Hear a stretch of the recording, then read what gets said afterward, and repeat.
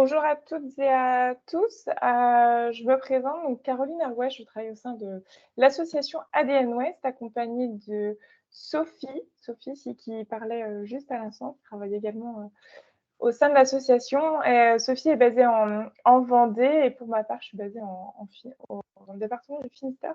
Et je suis également accompagnée d'Inès qui vous a mis un petit message dans le chat. Donc Inès qui est alternante au sein d'ADN Ouest et qui travaille avec moi jusqu'à fin août. Je vais vous inviter, avant de laisser la parole à nos intervenants de ce webinaire, je vais vous inviter à couper les micros et également vos caméras pour fluidifier tout ce webinaire-là. On aura des temps de questions-réponses dans le webinaire où vous pourrez réactiver le micro caméra en fonction. Et on fera ces temps questions-réponses après chaque intervention. Donc, Olivier, je te passe la parole. Je vais te laisser te présenter et présenter ADN Ouest également. Eh bien, bonjour à tous et bienvenue sur ce webinaire, premier d'une série à rebond organisée par ADN Ouest sur les métiers de l'IT et en particulier sur la data et l'IA. Merci à tous d'être réunis pour cette première du genre. On est tous très fiers d'avoir réussi à organiser ce premier événement métier et nos intervenants vont se faire un plaisir de détailler leur mission sur le métier aujourd'hui qui sera notre préoccupation du moment, à savoir le métier de business analyst. Je vais au préalable me présenter. Je m'appelle Olivier Lagrandeur, je suis le dirigeant de Data Inceptio, membre d'ADN Ouest et animateur de la communauté Data et IA. ADN Ouest, qu'est-ce que c'est? C'est plus de 720 structures adhérentes, 4300 membres à ce jour, 2 régions, Bretagne et Pays de Loire, qui sont aujourd'hui réunies sur ce webinaire, et une mission, développer la filière numérique dans le Grand Ouest. La communauté Data et IA est toujours preneuse de nouveaux membres. Donc, si vos sociétés souhaitent adhérer, n'hésitez pas. On va passer au sujet du jour, qui est donc le métier de business analyst. Alors, quelques petits points de bonne pratique, comme indiqué. Installez-vous confortablement. Prenez tout ce qu'il faut pour être à l'aise et on va découvrir nos 2 invités, à savoir Dimitri Amérer et Anaïs Babin. Alors, cet après-midi, enfin ce midi plus exactement, on va découvrir toutes les facettes d'un nouveau métier. Je devrais dire d'un métier pas si nouveau, mais très important dans tous les projets IT, data et IA, à savoir le métier de business analyst. Aujourd'hui impacté par l'IA de par les exigences des clients toujours plus grandes, je vous propose d'en découvrir toutes les facettes importantes avec les 2 Rex de ce midi. Et on va commencer par Dimitri Amérer de Capgemini, business analyst et donc chez un prestataire informatique.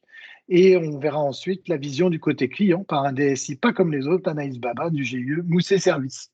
Dimitri, première question. Tu es prêt? Pareil. Alors Dimitri, avant de rentrer dans le détail de ton travail, pourrais-tu nous dire un peu à quoi correspond le métier de business analyst et ce qu'il peut apporter à une équipe projet? Merci Olivier. Donc tout d'abord, je me présente, Dimitri, je travaille pour Capgemini à Brest, ce qui nous vaut ce beau soleil derrière moi d'ailleurs. Blague mise à part, donc la business analyse, c'est une discipline qui est somme toute assez récente, elle a une petite vingtaine d'années. Elle a été formalisée pour la première fois en 2005 par l'IIBA, International Institute of Business Analysis, dans son livre, de référence dans le domaine de la business analyse qui est le BABOC.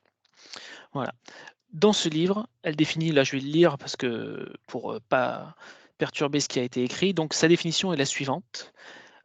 Pour le BA, permettre le changement au sein d'une entreprise en définissant les besoins et en recommandant les solutions qui délivreront de la valeur aux parties prenantes. Bon, voilà la définition purement académique. Pour ma part, le business analyst, si je devais faire une comparaison, je le comparerais un petit peu au docteur de vos projets. Quand vous allez voir le docteur, c'est que vous êtes potentiellement malade, vous avez des symptômes et vous attendez du docteur une solution pour les guérir. Quand vous faites appel à un business analyst, généralement, c'est que vous avez un problème métier au sein de votre organisation et donc vous attendez que du BA qu'il vous prescrive les bonnes solutions pour traiter cette problématique, afin d'apporter le maximum de valeur à votre organisation. Quand j'ai dit ça, attention, vous allez voir que j'utilise régulièrement le terme de valeur. La valeur, c'est le rapport entre deux éléments. L'utilité que le projet, par exemple, ou la recommandation du BA va apporter à votre organisation, divisé par son coût. C'est-à-dire que, je prends un exemple, je pourrais vous apporter un outil informatique de pointage de vos personnels, extrêmement performant, ultra automatisé avec des dashboards magnifiques, mais qui va vous coûter plusieurs millions. Est-ce que la valeur de cet outil au sein de votre entreprise est justifiée? C'est-à-dire que est-ce que les plusieurs millions qu'il va vous coûter sont en rapport avec l'utilité de cet outil? Donc en tant que BA, c'est toujours le maintien du rapport le plus optimal pour les entreprises que l'on cherche à atteindre. Bon, normalement, lorsque j'ai dit ça hier soir à mon épouse en me préparant, hein, je l'avais déjà perdu. Donc, je vais plutôt vous donner un exemple concret et vous expliquer comment j'en viens aujourd'hui à vous parler du métier de BA, alors qu'il y a à peine 30 mois, je ne savais même pas qu'il existait. Donc, j'ai un parcours un peu atypique, comme pas mal de business analysts, vous allez le voir probablement. J'ai passé 20 ans dans la marine et sur ces 20 années, j'ai fait pendant 10 ans, j'ai conduit des sous-marins et on va dire, grosso modo, pendant 10 ans après ça, ben, j'ai suivi tous les projets relatifs enfin, à une partie, donc au système de combat des sous-marins. Et pour ça, ben, qu'est-ce que je faisais? J'allais voir les équipages de sous-marins, je recueillais leurs besoins, je les spécifiais vers la DGA, qui est la maîtrise d'ouvrage pour les armées. Une fois que les projets étaient conduits, eh ben, je m'assurais qu'ils se déroulaient bien et ensuite je définissais le cahier de recettes et je suivais le déroulement des recettes pour nos systèmes de combat. Eh beh, sans le savoir, j'étais déjà un business analyst et c'est ce qui m'a mené donc à arriver début en janvier 2022 là, chez Capgemini et maintenant, à me reconvertir dans le monde civil, à apprendre d'autant plus dans le domaine de la business analyse pour me professionnaliser véritablement. Alors, au bilan, qu'est-ce que va faire un business analyst? Il y en a 3 grands types. Le BA métier, donc ça va être un expert d'un domaine métier, un expert RH, un expert supply chain, un expert finance, un agronome, d'accord? Qui va vous apporter des recommandations métiers. Un BA de gouvernance, donc le BA de gouvernance, ce sera plutôt, on entend aussi BA stratégique. C'est-à-dire c'est lui qui va conseiller votre entreprise dans sa transformation digitale. C'est les grands cabinets de conseil. On a aussi des BA spécialisés au sein de Capgemini dans ce domaine-là. Et enfin, il y a mon métier qui est le BA IT. Donc c'est le business analyst qui va intervenir sur des projets informatiques. Je vais le détailler par la suite. Vous entendrez aussi potentiellement, si vous vous intéressez au domaine, les termes d'analyste d'affaires, donc là c'est plutôt une francisation du terme, hein, ou de consultant fonctionnel. Voilà, c'est un peu ce que vous entendrez dans les petites annonces d'emploi au sujet de business analyst. Et si vous voulez aller plus loin, moi, ce que j'ai fait quand on m'a proposé pour la première fois un poste de business analyst, je me suis renseigné sur le métier et donc il y a deux grands domaines qui m'ont permis d'avancer. C'est un bon site français, donc il y a beaucoup de sites, en langue étrangère, mais un bon site français que j'apprécie beaucoup, c'est Best of Business Analyst d'ailleurs, d'Alice Facci, donc qui tient un blog et qui fait des formations également, mais il y a déjà beaucoup d'informations ouvertes et j'ai aucune action dans le domaine, donc je vous le dis d'autant plus, hein. Et donc évidemment après vous pouvez suivre son profil et il y a, un business analyst indien que j'ai rencontré, par hasard, enfin que j'ai trouvé par hasard, sur LinkedIn. Alors là, il vaut mieux que je vous le dise, je le mettrai un peu après dans la conversation. C'est Diwakar Singh. Alors Singh, c'est S-I-N-G-H, qui partage tous les jours des informations ultra pertinentes en anglais sur la business analyse. Voilà donc comment je suis arrivé, au métier de business analyst. Ok, Dimitri, mais concrètement, pour guider nos auditeurs, quelles sont les tâches que peut accomplir au quotidien un business analyst? Alors, des tâches que peut accomplir le business analyst, il y en a beaucoup. Elles dépendent pas mal de l'expérience du business analyst et de son vécu. Mais dans l'IT, par exemple, je vais essayer de couvrir l'ensemble du cycle en V, hein. Donc, en partant plutôt de la fin d'ailleurs, c'est très amusant. Il y aura tout simplement, les tests d'acceptation. Je vous disais que je faisais de la recette dans la marine et ben, le business analyst, ça peut être aussi, le testeur qui va dérouler les tests d'acceptation, soit côté MOE, soit côté MOA. Il y a aussi, en run, l'incident management, c'est-à-dire, on a une anomalie en prod et ben, on analyse l'anomalie, on diagnostique, on transmet les éléments aux développeurs qui vont la corriger et puis on vérifie qu'elle a été bien corrigée. Traitement des incidents. Il y a également, toujours en run, vous avez une application, vous voulez une évolution et ben, le business analyst, il va être là pour, recueillir votre besoin et le formaliser à destination des développeurs pour l'intégrer dans l'application actuelle. Là, on a parlé du run. Maintenant, on va passer côté build. Et il y a tout simplement le rôle que vous aurez peut-être entendu parler dans le domaine de l'agilité de product owner. C'est-à-dire prendre l'ensemble des fonctionnalités d'une application, les ordonner et organiser leur développement au sein d'une équipe de build. Donc, pour bien vous cadrer les idées, le run, c'est lorsqu'une application existe déjà, c'est sa maintenance, c'est son évolution. Le build, c'est avant qu'une application soit mise à la disposition des utilisateurs. Donc, c'est toute la création de l'appli. De façon encore plus reculée, encore plus amont, il y a toute la rédaction des spécifications fonctionnelles d'une toute nouvelle appli. C'est-à-dire aller voir le métier, comprendre quels sont leurs besoins fondamentaux du point de vue métier, et être sûr qu'on n'a pas oublié de besoin, et après imaginer une application pour y répondre et la définir très précisément à destination des développeurs. Ensuite, il y a dans tout projet IT, il y a une dimension fondamentale et qui est reprise dans la définition du BABOK. C'est la définition, l'aspect de conduite du changement. Donc le business analyst pourra aussi être un atout pour vos projets afin d'anticiper cette conduite du changement. Quand on entend conduite du changement, on entend souvent communication, formation, mais il y a beaucoup d'autres aspects, comment on va passer d'une appli A à une appli B, sur qui on va s'appuyer, comment est-ce que on va embarquer les équipes avec nous. Donc il y a tout cet aspect-là que le business analyst peut adresser. Encore un pas de recul, il y a tout simplement l'aspect d'assistance à maîtrise d'ouvrage.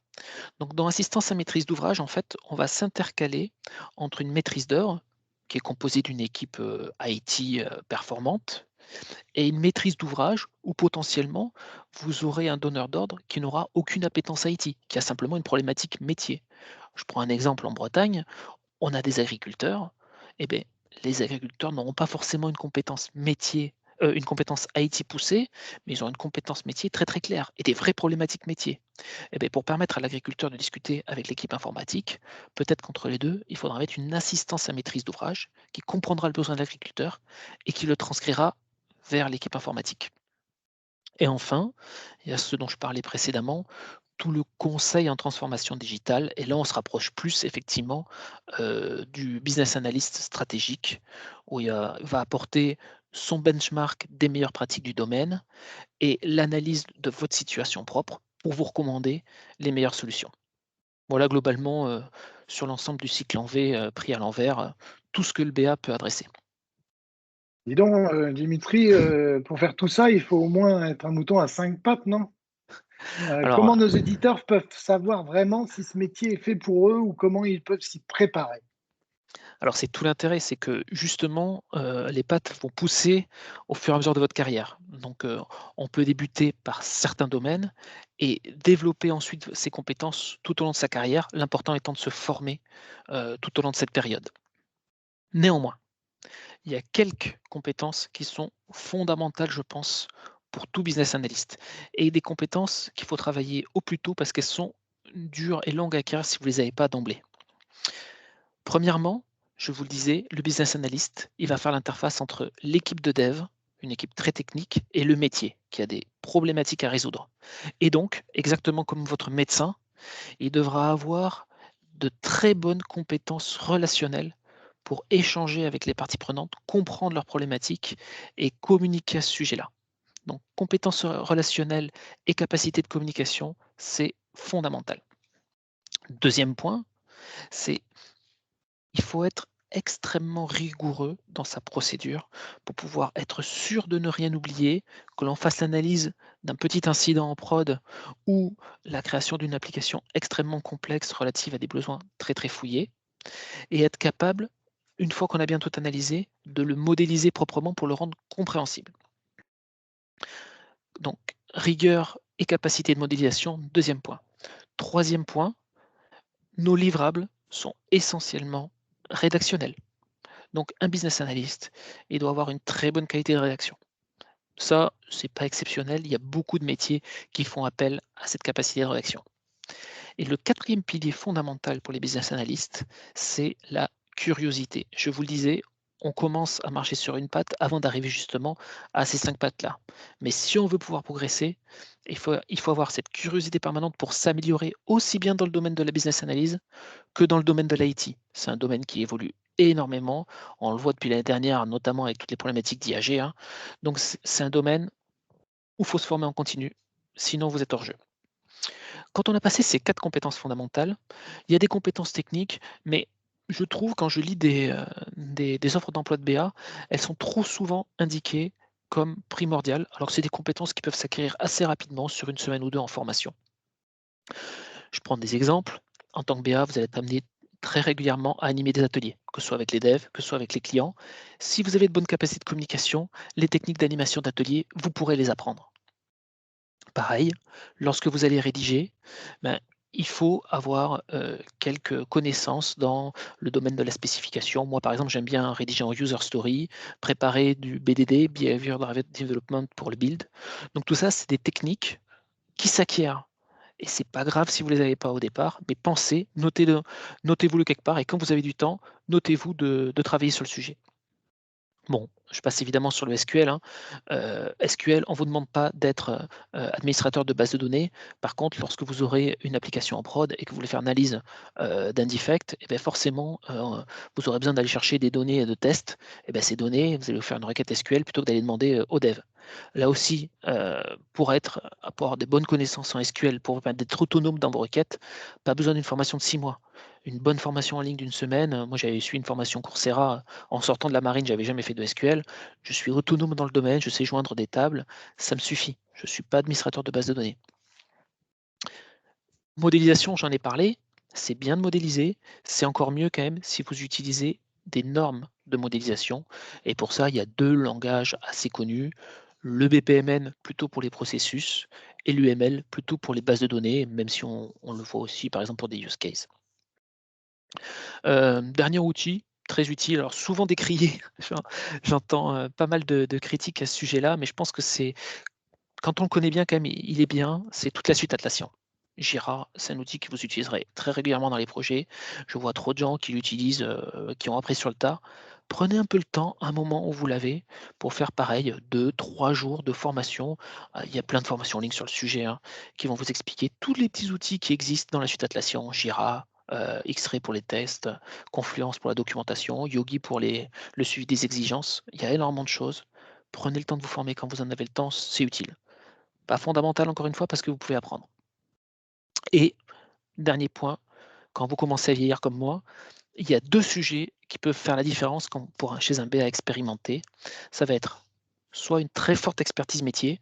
Je prends mon exemple, par exemple, dans les entretiens que j'ai conduits pour me faire recruter chez Capgemini, j'ai valorisé mon expérience de la marine et ma connaissance des besoins métiers des marins. Soit une très bonne capacité de spécification extrêmement précise qui vous permet d'éliciter parfaitement le besoin, sans zone d'ombre, et de le retranscrire de façon parfaitement claire vers les développeurs. Voilà, donc là vous avez du plus simple au plus complexe, du junior au plus senior. Merci Dimitri pour cette liste de tâches et d'apprentissages qui vont motiver, je pense, beaucoup d'entre vous. Il y a de quoi faire. J'espère que tu as donné envie à plusieurs de nos auditeurs de franchir le pas pour devenir business analyst. Est-ce que tu aurais un conseil pour qu'ils se forment? Waouh! Alors oui, pour se former, bon, je vous ai parlé, alors encore une fois, c'est un site que j'apprécie beaucoup donc mais j'ai toujours pas d'action. J'ai beaucoup apprécié quand je vous dis, c'est le site Best of Business Analyst, hein, je suis allé voir là-dessus pour commencer à découvrir. Mais pour faire un premier pas dans le domaine, vous avez 2 choix. Soit vous êtes un expert métier, comme je le disais, un expert comptable, par exemple, un pro DRH et vous allez migrer, pour porter cette expertise métier au sein d'une entreprise. Soit, vous allez acquérir des compétences purement académiques dans le domaine de la business analyse. D'accord? Ce sera par exemple l'expert métier, ça pourrait être comme moi, quelqu'un qui se reconvertit en tant que senior et un junior sorti d'école, il va plutôt acquérir des compétences en business analyse avant de développer une expertise au gré de ses expériences, tout simplement. Pour les compétences académiques, je vous ai parlé du site, d'Alice Vacchi. Il y a également, le livre donc de l'IIBA, le BABOK, donc Business Analyse Book of Knowledge. qui est très, très bien et en particulier, moi, il y a un chapitre du Babok que je relis régulièrement quand j'en ai besoin. C'est le chapitre 10 qui décrit de façon, très, très, comme une énumération, hein, les différentes techniques de business analysis. Donc il y en a beaucoup et quand j'ai besoin de faire appel à l'une d'entre elles parce que je les maîtrise pas toutes et ben, je reviens aux fondamentaux et je relis ce qu'il y a dedans. Voilà. Donc le site d'Alice Facci, le Babok en lecture et après vous verrez comme je vous parlais d'Iwakar Singh, il y a beaucoup, de créateurs de contenu qui publient sur le sujet. Voilà.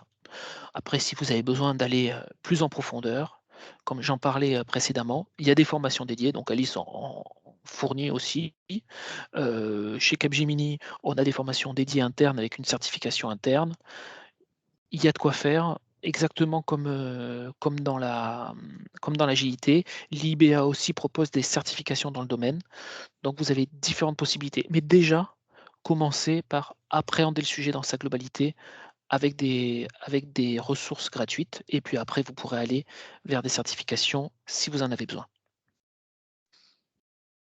Merci Dimitri pour ta vision du métier, passionnée, passionnante. Ah, passionné. Ce que je vous propose maintenant, c'est de passer au deuxième témoignage et Rex avec Anaïs. Tu es là, Anaïs? Oui, vous m'entendez bien? Très bien. Olivier, Ouais, je me permets juste, avant de passer la parole à Anaïs, si les participants ont une ou deux questions, on se donne 2 minutes par rapport à l'intervention de Dimitri. Après, on passera à l'intervention d'Anaïs, bien sûr, avec aussi 2 minutes de questions ajustées là-dessus. Voilà, donc je ne sais pas s'il y a des questions, s'il y a des personnes qui souhaitent prendre la parole. Je vais envoyer le lien déjà. J'ai vu une question là-dessus, j'envoie le lien. C'est ça, et j'allais, pareil, c'est ce que j'allais te dire, Dimitri, j'ai vu plusieurs questions par rapport aux ressources que tu évoquais. Donc, si tu veux prendre le temps après de les écrire dans le chat et les gens pourront les copier-coller sur l'un de leurs supports. Ah ben, il y a quelqu'un qui avait déjà répondu. C'est le jeu du collectif. Il y a une question. Selon vous, est-ce que le Master Management des systèmes d'information en IAE est intéressant pour se former au métier de BA? Eh bien, écoute, donc c'est Melvin qui a posé la question et ça tombe très bien parce que juste en face de moi, je sais pas si elle ah non, elle est pas là. J'ai Léana qui a fait effectivement ce master-là et en tout cas pour l'instant, elle a toutes les compétences, d'un junior pour donc je pense qu'effectivement c'est un bon premier pas. Mais encore une fois, j'insiste vraiment, hein, c'est un domaine dans lequel la veille est primordiale et il faut vous former en continu. Merci. Et je regarde s'il y a eu d'autres. Ah Serait-il oui, possible d'avoir le nom du ouais, profil je l'envoie. LinkedIn? Ok. Bah, ça, c'est plutôt de la ressource. Et je crois que les autres questions concernaient aussi tout ce qui était ressources de nom, prénom que tu as pu évoquer. Donc, la personne indienne aussi à suivre. Mais ça, C'est on ça. va vous le mettre. Je le mets tout de suite là. Je me connecte. S'il n'y a pas de, comment dire, s'il n'y a pas d'autres questions, je vais te redonner la main, Olivier, puis on va laisser ouais. le temps comme ça à Dimitri d'écrire de poster les différents liens dans le chat. Et j'invite les personnes, du coup, à copier-coller les liens qui les intéressent pour les garder et les regarder et les conserver et les regarder un petit peu plus tard. Et Olivier, je te redonne la parole. juste, j'ai beaucoup évoqué le sujet de valeur et je vais vous mettre un profil que j'apprécie beaucoup, Cédric Berger, qui parle beaucoup, qui décrit beaucoup ces sujets de valeur. C'est très intéressant également. C'est le troisième. Bon. Anaïs, tu es toujours là? Toujours présent. C'est à nous. Anaïs, nous venons de parler du rôle de business analyst IT. Comment ça se traduit en termes d'organisation maintenant dans les entreprises? Comme on l'a vu, Dimitri intervient plutôt en tant que prestataire et chez toi en particulier, qu'est-ce que tu peux nous dire sur le rôle des business analysts chez toi? Ouais. Alors juste pour me présenter rapidement, je vais refaire un peu comme Dimitri au départ. Donc, je suis le DSI du groupe Mousset. C'est une société de transport de 3500 collaborateurs, un peu plus de 2000 véhicules présents en France et en Europe. Et dans mon parcours, ça fait maintenant une vingtaine d'années, je suis passé dans pas mal de sociétés, que ce soit retail, grande distribution, distribution spécialisée, production aussi. avec un profil où je n'ai pas commencé par l'informatique. Ça expliquera un petit peu peut-être le discours que j'aurai derrière.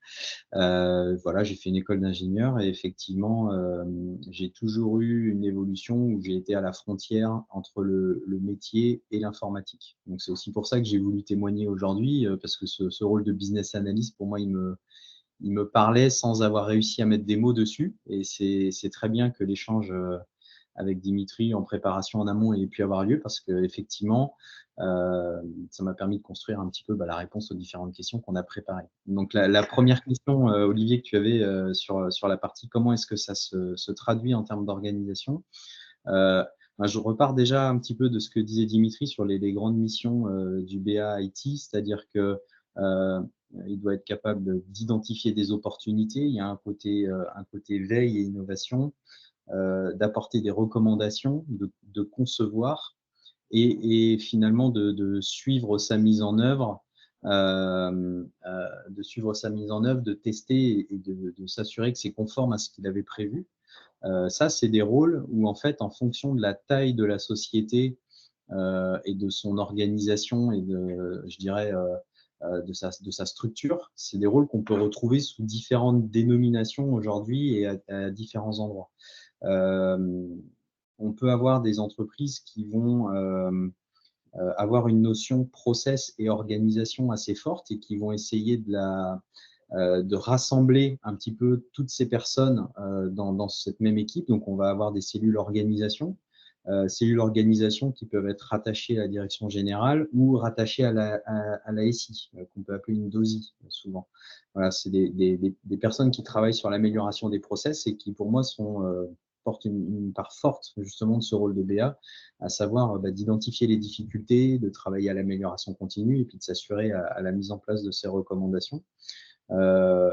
Et pour les d'autres entreprises qui n'ont pas cette notion d'organisation centralisée, on va retrouver plutôt, pour moi, un rôle côté métier, où finalement, au sein de chaque entité métier, on va avoir des personnes qui vont évoluer sur des rôles qu'on pourrait dire de référent informatique ou référent SI ou responsable fonctionnel, pour aller après jusqu'à cette notion d'assistance à maîtrise d'ouvrage.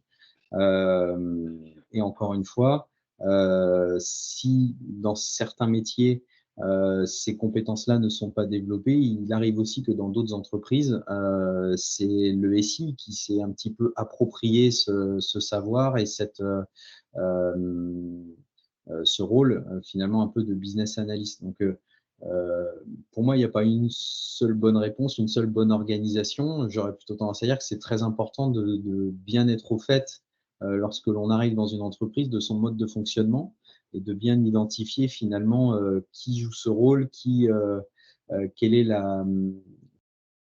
dans l'organisation, à quel endroit finalement on vient appuyer sur cette notion d'amélioration des process et puis d'amélioration du mode de fonctionnement.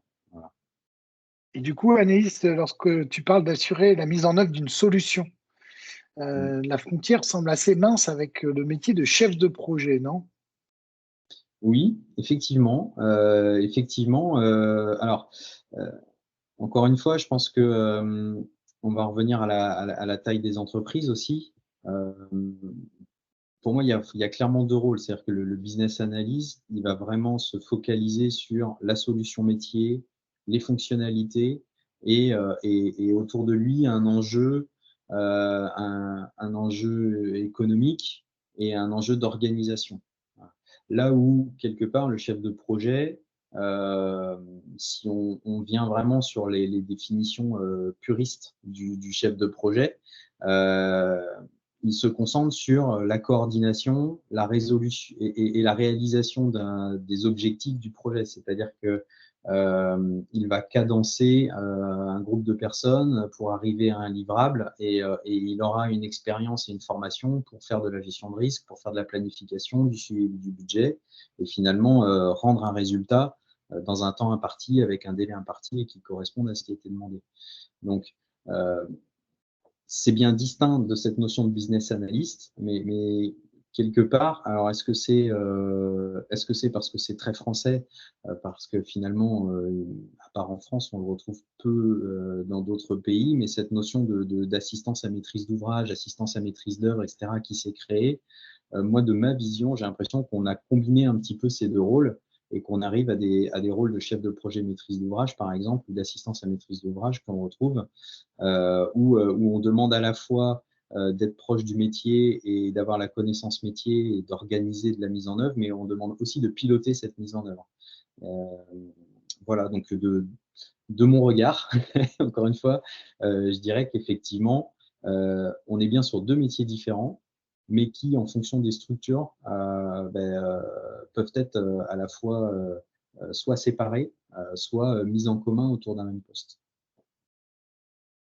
Bon, écoute, Anaïs, il paraît que dans ton parcours professionnel, tu as tenu un rôle de chef de projet à MOA. Peux-tu nous illustrer quel a été ton rôle exactement? Oui, alors bon, je vais donner un exemple. Alors, ça va être plutôt un témoignage sur un projet qui a marqué un peu ma carrière, effectivement, où je trouve que cette notion de business analyst était assez prépondérante. J'ai participé au renouvellement du système d'encaissement tactile du magasin du BHV, un grand magasin de Paris, donc qui est situé juste à côté de la mairie de Paris. Donc, c'est un magasin qui a 250 caisses sur 7 étages, qui fait plus de 800 000 euros de chiffre d'affaires jour, avec voilà, c'est du luxe. Et donc, il y avait ce projet de devoir passer d'un encaissement clavier à l'ancienne, où on passait les cartes comme ça, et puis où il fallait quand même avoir du rendement et surtout être capable d'intégrer très rapidement des nouveaux, hein, parce qu'il y avait beaucoup de jeunes qui venaient travailler ici pour faire de l'encaissement et c'était devenu très très compliqué, très très complexe. Donc l'objectif était de moderniser. Et donc le rôle que j'ai eu a été d'être déjà très proche de la direction pour comprendre les enjeux qui étaient attendus, donc notamment ce que j'ai dit juste avant, les enjeux de formation, les enjeux d'automatisation, d'éviter les erreurs, et puis de pouvoir avoir un côté marketing un peu plus fort. Donc il y a eu toute une phase, je dirais, d'immersion, de compréhension du fonctionnement et du process autour de tous ces systèmes. Afin de pouvoir vraiment établir un cahier des charges et une expression de besoin en lien avec les attentes de la direction. Et de là, finalement, ont découlé euh, beaucoup de notions dont Dimitri parlait. On parlait de la communication, on parlait, ne serait-ce que la communication, j'y repense, on n'en avait pas parlé avant, mais j'ai dû présenter le projet devant un CHSCT, devant un comité d'entreprise et les syndicats, parce que pénibilité au travail, quand on touche un écran tactile, c'est plus la même. Enfin voilà, on touche à beaucoup de sujets auxquels je ne m'étais pas forcément préparé en amont, parce que c'est très varié et très, encore une fois, proche proche de l'opération, proche de ce qu'on appelle le métier. Et il n'y a qu'en faisant cet exercice d'immersion et de compréhension des choses que l'on peut après trouver une certaine légitimité dans l'expression des besoins et aussi d'être capable de pouvoir piloter sa mise en œuvre avec l'informatique derrière. Donc effectivement, une fois que ces phases-là sont faites et que les choses sont lancées en développement, quand elles commencent à revenir, on est dans les phases de test, on travaille à la formation, et qui est un très gros volet, parce que finalement, penser à un mécanisme plus optimal, c'est bien, mais il faut être aussi capable d'accompagner cette mise en œuvre. Et puis, une fois que les choses sont mises en œuvre, on a aussi l'organisation de l'amélioration continue, où finalement, il faut aussi réfléchir un petit peu à son rôle dans l'amélioration continue. Voilà, pour donner un petit peu les différents points qui, pour moi, m'ont marqué, qu'on retrouve un petit peu dans ce que Dimitri donnait avant sur pas mal je dirais de compétences et de, de clés qui sont attendues dans ce rôle de business analyst. Et merci. Et quels sont pour toi les domaines de l'entreprise dans lesquels on retrouve des business analysts finalement? Bah, alors, pour moi, on les retrouve finalement très proches des opérationnels, donc dans beaucoup de domaines, hein, que ce soit au niveau RH, que ce soit au niveau financier, que ce soit marketing, logistique. Voilà, quelque part, chaque activité de l'entreprise pourrait et devrait avoir quelqu'un qui joue ce rôle et qui a ces compétences de business analyst. Ce que j'ai pu voir aussi, c'est que très souvent, ce rôle, lorsqu'il est commencé à être répété sur plusieurs années et qu'on a bien fait, qu'on rentre vraiment en expertise dans une activité, finalement, il y a une notion un petit peu de spécialisation que l'on peut retrouver ou de consultant. Et c'est aussi là où, pour moi, on va retrouver ce rôle d'une façon assez prépondérante autour des sujets ERP, autour des sujets système d'information RH, autour du CRM. Je pense qu'en business intelligence, c'est pareil, le fait d'accompagner des directions à comment est-ce que l'on conçoit un outil ou un dashboarding, mais surtout qu'il y a une visée décisionnelle lorsqu'on va dans qu'est-ce qui va t'aider à prendre des décisions. Donc là, on est obligé de s'immerger, d'accompagner, de faire évoluer les choses. Donc, je pense qu'en termes de business intelligence, on le retrouve beaucoup. C'est pour ça que on en parlait aussi avec toi sur la partie data et voilà. On est vraiment dans le sujet. Et puis, sur la partie data science, pareil, je pense que collecter de la donnée aujourd'hui, on le fait et tout le monde a conscience qu'il faut collecter un maximum de données et être capable de la structurer, de l'organiser. Mais là où on va tous avoir un rôle assez important en termes de business analyst, c'est pour en faire quoi et quelles sont les informations qui nous manqueraient pour être encore plus efficaces, etc. Et donc là, forcément, au travers chacune des activités de l'entreprise, on se doit de réfléchir à ces solutions-là. Anaïs, merci pour ton témoignage du côté entreprise et une expérience apparemment réussie d'intégration au sein d'une DSI. Maintenant, d'abord, je voulais remercier Dimitri et Anaïs pour leur témoignage. Je voulais conclure et puis prendre les questions que vous auriez par rapport à ces deux témoignages. Je voulais ouvrir un tout petit peu la fin des deux témoignages en disant que Dimitri l'a un peu évoqué tout à l'heure, mais en disant que l'IA était en train d'impacter un peu ces métiers-là, à la fois en termes de gains de productivité, à la fois en termes de nouveaux outils à intégrer, que Dimitri rappelait et Anaïs aussi que la partie veille était extrêmement importante pour se maintenir à jour en termes de compétences et en termes de savoir-faire sur ces métiers-là. Je voulais poser la question pour revenir juste à Anaïs et Dimitri. Est-ce que vous avez un truc et astuce pour avoir des projets réussis? Pour des projets, pardon, j'ai pas entendu. Réussis. Réussis. Oui, trick et astuce pour avoir des projets réussis. Je dirais déjà, si on a la possibilité de faire des projets où on va grandir par étapes, c'est-à-dire que plutôt que de faire une grosse transformation très impactante, si on est capable d'avoir un chemin, moi je crois beaucoup au chemin et à l'amélioration continue, c'est de réussir à donner un rythme et quelque part d'entraîner les équipes dans l'amélioration continue. Voilà, c'est un peu moi ce que j'essaye de faire. C'est-à-dire C'est que la théorie des petits cailloux. On fait des ouais, petits chemins pour aboutir à un projet réussi, quoi. Effectivement, si on fait un très gros projet d'un an où on met tout le monde autour d'une table avec des ressources externes, etc., finalement, on va se faire un peu driver par des personnes externes. Le projet va être fait, c'est une grosse transformation, c'est bien, hein, ça fait avancer les choses, ça peut même être un succès, mais derrière, pour moi, c'est comment est-ce que l'on se prépare à le faire vivre, à l'animer dans le temps, pour que 3 ans après, on se dise pas, ça y est, en fait, c'est obsolète. Non, c'est pas que ça a été obsolète, c'est parce que tu n'as pas fait évoluer après. Et donc voilà, pour moi, je crois beaucoup à cette théorie des petits cailloux, effectivement. Ok, merci de ton truc et astuce. Je pense que tout le monde en profitera. Ce que je vous propose, c'est qu'on prenne toutes les questions maintenant, à partir de maintenant. Alors, je pense qu'il y a Dimitri qui voulait. Je crois qu'il y a Dimitri qui voulait intervenir, mais j'ai un petit doute. Ouais, tu as raison, mais je ne voulais pas insister. Ouais, et donc, moi, pour un projet réussi, ce que je trouve fondamental, c'est exactement, je garde la comparaison avec le médecin, c'est le diagnostic. Pourquoi est-ce que je mène ce projet? Et que tout le monde soit raccord sur ce pourquoi, depuis le sponsor jusqu'aux utilisateurs finaux, et en quoi consiste ce projet? Qu'est-ce que je vais faire? Et comme disait Anaïs, le quoi, ça peut être un énorme truc d'un coup, mais ça peut être aussi une feuille de route de long terme avec plusieurs petits pas. Mais si vous ne savez pas pourquoi est-ce que vous faites un projet, forcément, vous n'allez pas répondre à ce besoin. Donc, d'abord le pourquoi et ensuite le quoi. Donc un état d'esprit ambitieux et des objectifs clairs avec la théorie des petits cailloux et c'est parti, quoi. C'est ça. Ok, C'est facile en fait. très bien. Non, ça a l'air, il y a un chemin à faire quand même. En tout cas, merci à tous les deux pour votre témoignage précieux de vos expertises et je pense que ça aidera beaucoup les participants. Et maintenant, place à leurs questions surtout.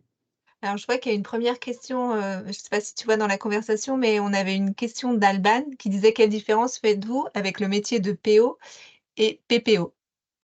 Allez, product owner ou Ah, tu me la laisses celle-là, Anaïs, ou tu veux en parler? Vas-y, Dimitri.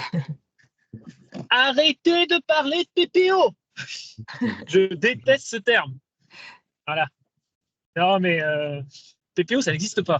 Et PPO, c'est des postes qui sont déployés au sein d'entreprises qui se disent, j'ai un PO qui va faire 50 milliards de trucs. Et vu qu'il fait 50 milliards de trucs, il est concentré sur aucun.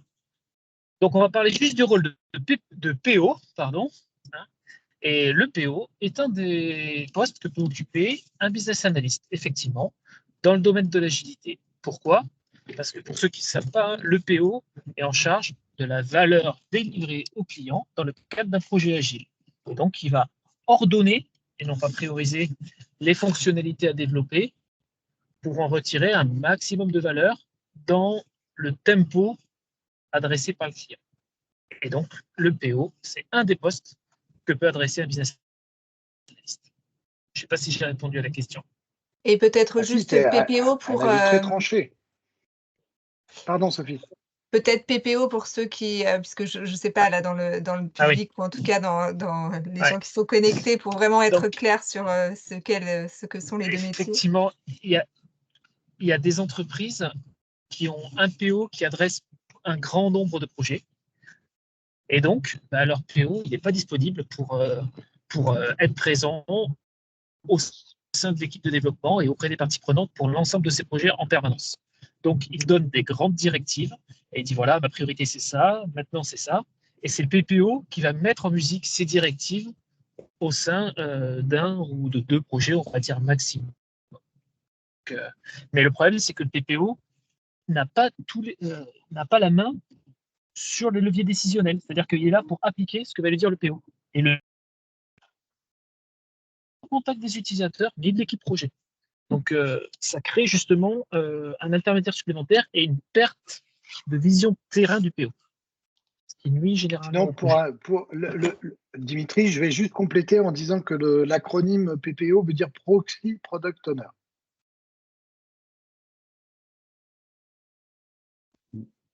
Merci. PO délégué. Ok. Et je vois que, merci en tout cas pour cette première réponse. Je vois que Jean-Pascal également demande quel positionnement privilégier dans l'organisation pour un BA, direction métier ou DSI, avantages et inconvénients.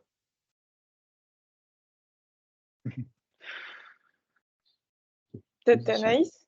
Je regardais quel positionnement privilégié dans l'organisation pour un BA. Ouais, alors, c'est une bonne question ça, Jean-Pascal. Ouais, c'est ce que les Vendéens. Ouais. Non, je dirais, pour moi, ça va aussi beaucoup dépendre finalement de ce que la personne. Alors, il y a deux choses. Il y a le positionnement à privilégier en tant que moi dans mon métier. Et donc là, je dirais, ça va dépendre un petit peu de chacun. C'est est-ce que déjà j'ai un attrait fort ou pas sur le côté IT.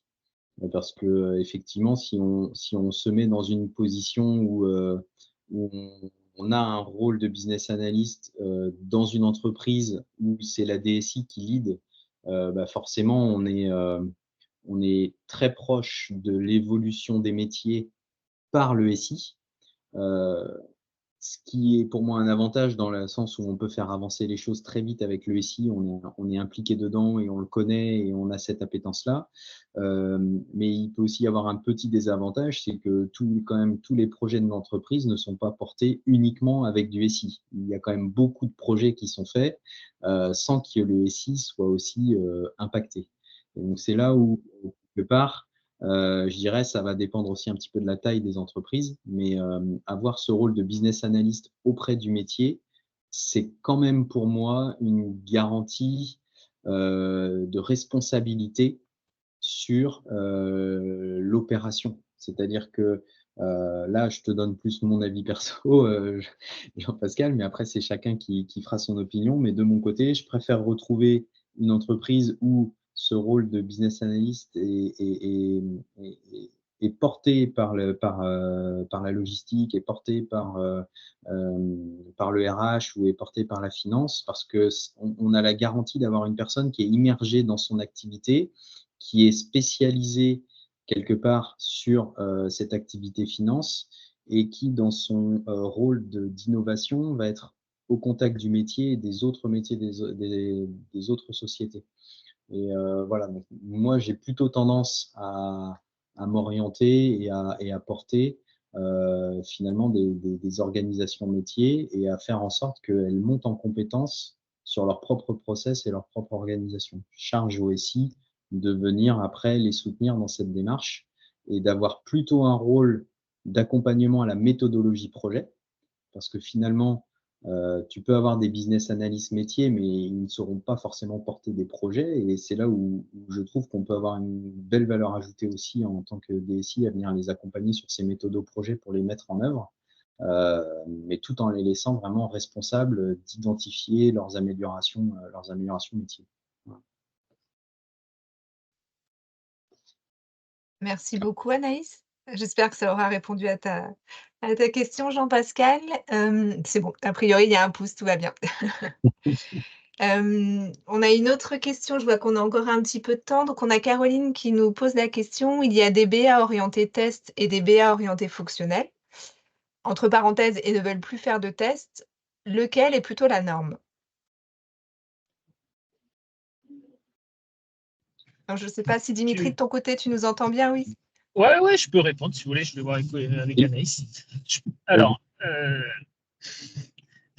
un BA fonctionnel qui aurait pu faire de tests, c'est un peu dommage. Mais effectivement, on a dit que le BA, c'est le besoin métier. Anaïs le décrivait très bien.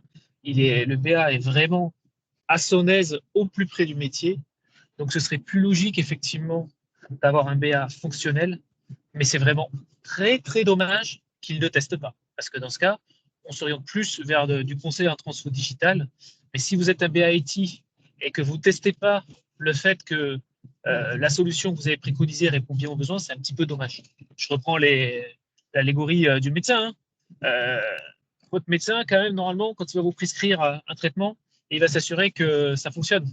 Et si j'ai un cancer et que je commence une chimio, je vois régulièrement mon médecin pour s'assurer que la chimio fait effet.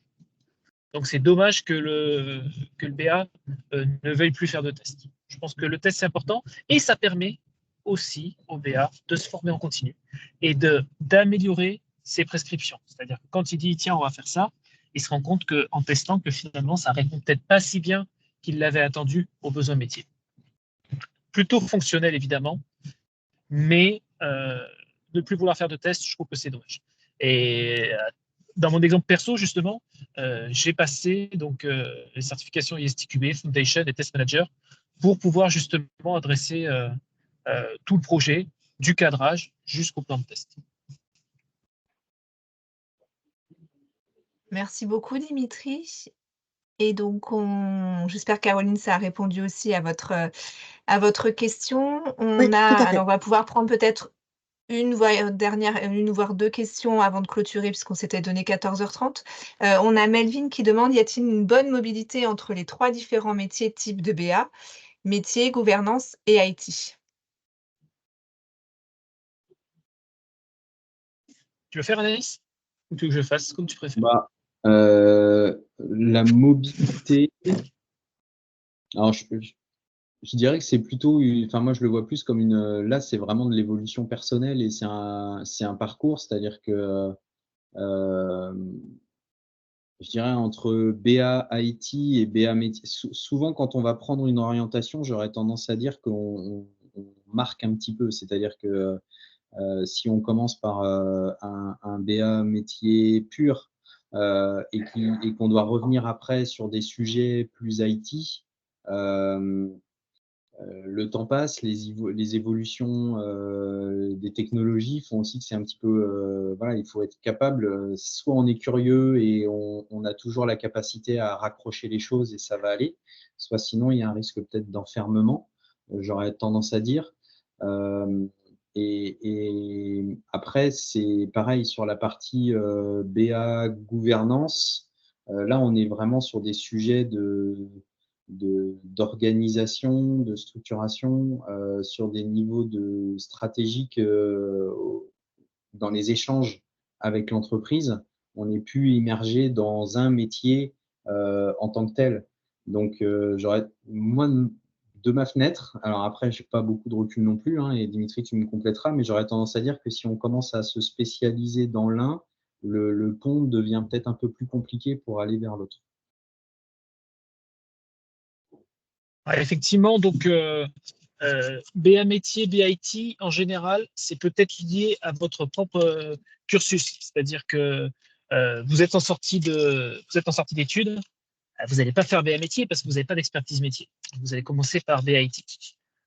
Vous êtes un expert SIRH, vous n'avez peut-être pas toutes les compétences IT initialement. Vous allez commencer par être BA métier et si vous vous formez régulièrement, vous pourrez passer BAIT.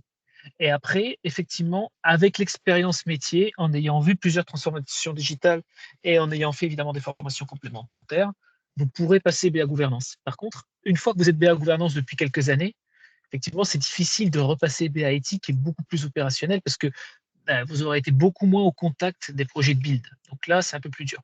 Voilà. Mais plutôt métier IT, ça dépend de votre origine. Et après, avec l'expérience, il y en a qui passent gouvernance. Moi, je n'ai pas encore fait. J'aimerais bien en faire un petit peu, mais surtout pas uniquement que ça, parce que je veux rester BAIT. Voilà. Bon, mais merci beaucoup, Anaïs et Dimitri. Merci pour cette première de la web série qui démarre sous forme de webinaire sur les métiers. Merci à tous les deux en tant que business analyst. J'espère que tout ça a été beaucoup plus clair pour tout le monde sur ce métier de business analyst. On a senti la passion d'Anaïs, la passion de Dimitri sur ce sujet. Pour tous ceux qui veulent découvrir d'autres métiers sur la data et l'IA, on vous donne rendez-vous très prochainement. Vous suivez l'actualité d'ADN West sur le site internet ou par les newsletters et on vous donne rendez-vous pour le prochain métier dont on n'a pas encore défini complètement quel serait-il, mais si on a plein d'idées, donc ça va venir très vite. On vous remercie beaucoup.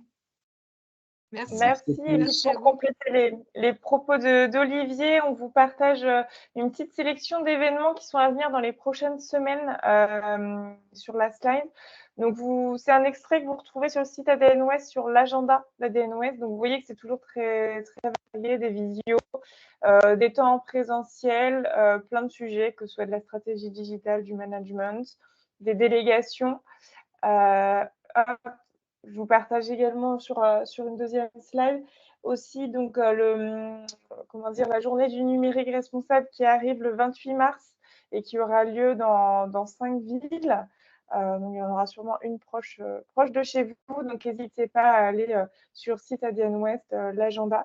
Et pour savoir si ça vous a plu, parce que c'est bien beau de faire ces préparations avec ces intervenants, mais l'intérêt, c'est de savoir si ça vous plaît. Donc, on vous propose un klaxon que vous pouvez compléter. Donc, soit vous flashez le QR code que je vous présente à l'écran, ou soit vous avez un code d'accès qui vous a été mis par Inès il y a une minute ou deux dans la conversation.